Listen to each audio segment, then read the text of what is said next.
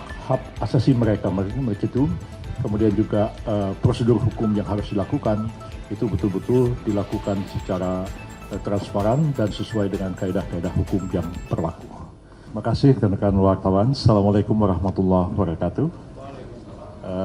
Pertama, saya ucapkan terima kasih atas kehadiran rekan-rekan wartawan semua dan terima kasih juga atas kesabaran menunggu kami melaksanakan rapat dari jam 9 sampai dengan jam 12.30 tadi.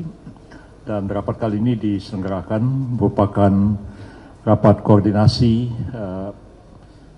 Kementerian Koordinator Bidang Hukum, HAM, Imigrasi, dan Pemasyarakatan terkait dengan langkah-langkah koordinasi yang kita lakukan untuk menentukan langkah-langkah selanjutnya dari berbagai peristiwa yang terjadi, aksi unjuk rasa, demonstrasi, dan sebagainya yang terjadi pada akhir Agustus yang lalu.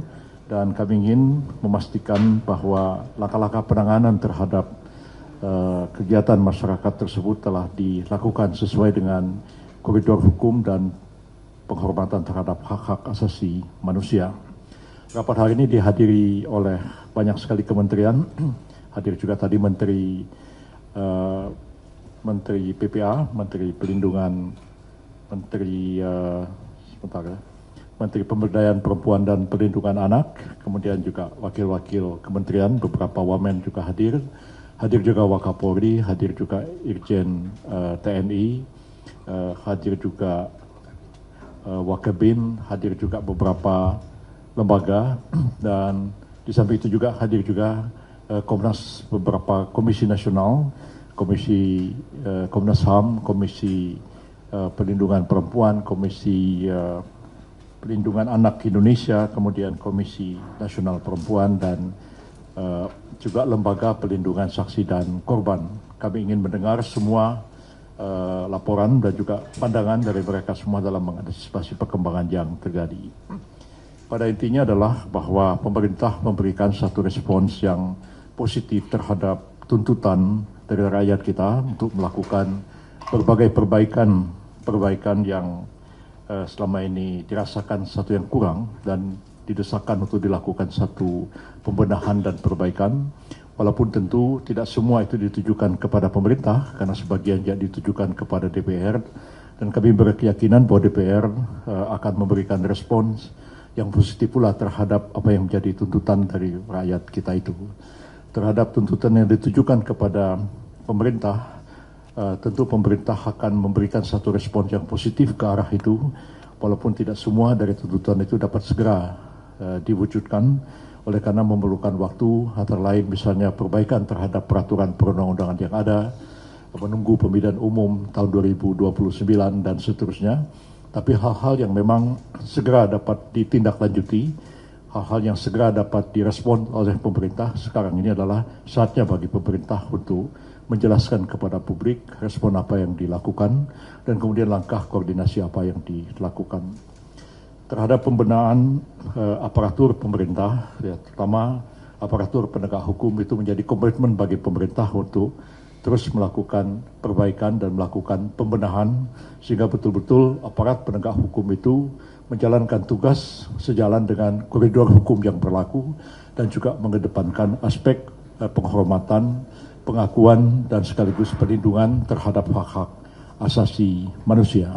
Dan kami akan teguh memegang prinsip ini, dan karena itu penegakan hukum itu terhadap mereka yang diduga melakukan satu tindak pidana, baik itu penjarahan, baik itu pembakaran, baik itu perusakan, baik itu ancaman terhadap keselamatan orang lain, akan dilakukan satu langkah hukum dan tindakan-tindakan hukum yang tegas.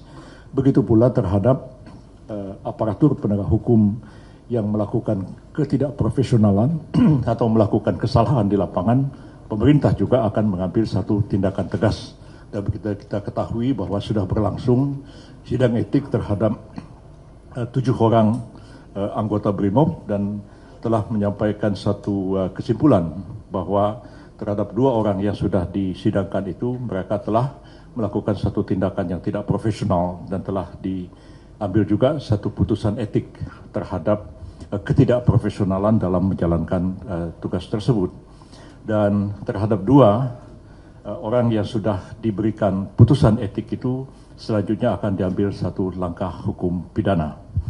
Jadi kalau kemarin saya mengatakan tidak tertutup kemungkinan akan diambil langkah pidana, hari ini dari laporan dari rapat ini sudah diterima satu laporan dari kepolisian bahwa terhadap 2 orang yang tidak profesional itu akan dilanjutkan ke persidangan di peradilan umum, akan didakwa sebagai pelaku tindak pidana. Jadi masyarakat harus mengetahui perkembangan ini, bahwa pemerintah tidak saja mengambil langkah hukum yang tegas kepada warga masyarakat yang bersalah, tapi pemerintah juga mengambil satu langkah hukum yang tegas terhadap aparatur penegak hukum yang melakukan kesalahan di lapangan. Kemudian terhadap korban-korban yang terjadi selama aksi-aksi unjuk rasa yang terjadi beberapa waktu yang lalu itu, pemerintah menegaskan bahwa pemerintah bertanggung jawab atas semua itu, terhadap mereka yang luka-luka, ya, terhadap mereka yang menderita sakit akibat berbagai kejadian. Ya, pemerintah mempunyai komitmen ya untuk menanggung pembiayaan mereka yang dirawat di rumah sakit, ya, yang dilakukan baik oleh kepolisian, mereka yang dirawat di rumah sakit Polri dibebaskan dari biaya perawatan, begitu juga terhadap mereka yang menjadi korban di daerah-daerah, semuanya ditanggung oleh pemerintah daerah sehingga tidak menjadi beban bagi keluarga mereka yang menjadi korban itu. Terhadap mereka yang meninggal akibat berbagai ekses dari unjuk rasa kemarin itu, tadi kami juga sudah mendapatkan laporan dari Lembaga Perlindungan Saksi dan Korban bahwa ada langkah-langkah yang sedang di follow up ya untuk menentukan santunan atau juga pemberian perlindungan terhadap mereka yang menjadi korban ini. Bukan saja mereka yang meninggal, tapi juga terhadap keluarganya, anak-anaknya, yang harus juga menjadi beban bagi negara untuk dilindungi, diberikan beasiswa pendidikan dan lain-lain ke masa depan. Dan itu kami akan menunggu juga laporan lebih konkret dari Lembaga Perlindungan Saksi dan Korban. Dan selanjutnya pemerintah akan mengkoordinasikan apakah itu nanti akan ditanggung oleh pemerintah daerah atau ditanggung oleh pemerintah pusat, dalam hal ini adalah Kementerian Sosial dan instansi yang lain. Itu hal-hal yang ingin saya kemukakan. Di samping itu juga kami sudah mendapat kepastian tentang mereka yang ditahan, dan nanti Pak Wakapolri akan menjelaskan lebih detail. Tapi sementara ini sebagian besar dari jumlah lebih daripada 5.000 ya Pak ya, itu sudah ada 4.800-an sekian yang dikembalikan ke rumahnya masing-masing. Tapi di antara semua mereka yang kemudian ditangkap dan ditahan itu sudah dihimpun bukti-bukti bahwa 583 orang di seluruh Indonesia itu akan diambil satu langkah hukum yang kemungkinan akan diteruskan ke pengadilan. Begitu juga mereka yang ditahan di Jakarta itu juga akan diambil langkah-langkah hukum yang sudah cukup bukti-buktinya, dan tinggal menunggu waktu kapan kasus-kasus itu akan dilimpahkan ke pengadilan. Kami sebagai Kementerian Koordinator yang menangani di bidang hukum dan HAM juga akan memastikan bahwa hak-hak dari mereka yang dilanjutkan perkaranya itu akan dijamin dan dilindungi, ya, dan juga kami akan pastikan apakah mereka didampingi oleh advokat, oleh penasihat hukum atau tidak. Kalau tidak, maka negara berkewajiban untuk menyediakan pendampingan gratis kepada mereka.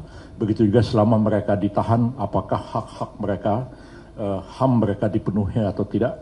Apakah mereka cukup diberikan cukup makan 3 kali sehari, apakah mereka itu orang tahanan yang manusiawi dan sebagainya. Itu kami harus memastikan hal itu. Jadi seluruh hak-hak mereka itu akan dilindungi, dijamin, dan proses hukum itu kami jamin akan berjalan fair. Nah, tadi juga sudah diputuskan dalam rapat bahwa keterbukaan dalam transparansi dalam penyelidikan dan penyidikan terhadap mereka yang ditahan ini tidak hanya terhadap kasus Pedro ya, jadi saja yang sudah terbuka dan masyarakat sudah menyaksikan bahwa sangat transparan. Komnas juga dilibatkan, Tapi rapat ini telah memutuskan terhadap semua mereka yang ditahan dan kemudian dilakukan penyidikan, itu akan dilakukan secara transparan sehingga masyarakat akan melihat, menilai bahwa aparat penegak hukum dalam hal ini kepolisian itu bertindak profesional, kemudian bertindak sesuai dengan koridor hukum dan menjamin pelindungan dan pemenuhan hak-hak asasi manusia pada mereka. Kami tidak ingin terjadi kezaliman kepada warga masyarakat, kepada rakyat kita sendiri, tapi kalau rakyat itu diduga melakukan suatu tindak pidana, negara berhak mengambil langkah hukum terhadap mereka. Itu bukan kezaliman, tapi menegakkan hukum, tapi hak-hak mereka, ya, hak-hak asasi mereka itu, kemudian juga prosedur hukum yang harus dilakukan, itu betul-betul dilakukan secara transparan dan sesuai dengan kaedah-kaedah hukum yang berlaku.